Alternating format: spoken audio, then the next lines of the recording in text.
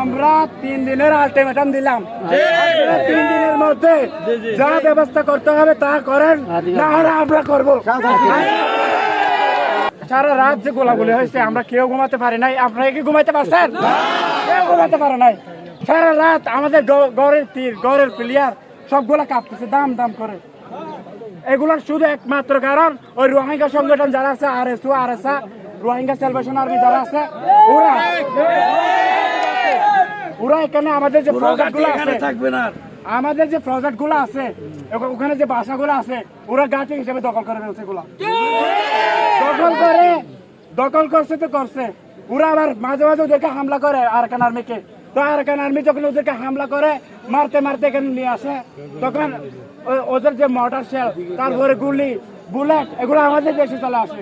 আর আমাদের যারা মাছ ধরতে যায়, যারা জেলে আছে, যারা কাঁকড়া ধরে, তাদের জীবন একেবারে ঝুঁকিপূর্ণ হয়ে গেছে। তারা যখন বাসা থেকে বাইর হয় মাছ ধরার জন্য, তখন আমার মনে হয় যে স্ত্রী স্বামী যারা আছে তাদের কাছ থেকে একেবারে বিদায় নিয়ে চলে যায়। একেবারে হাতের মুঠে চলে আসে, হাতে নিয়ে তারা চলে যায়।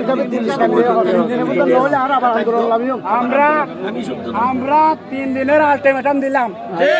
3 দিনের মধ্যে যা ব্যবস্থা করতে হবে তা করেন, না হলে আমরা করবো।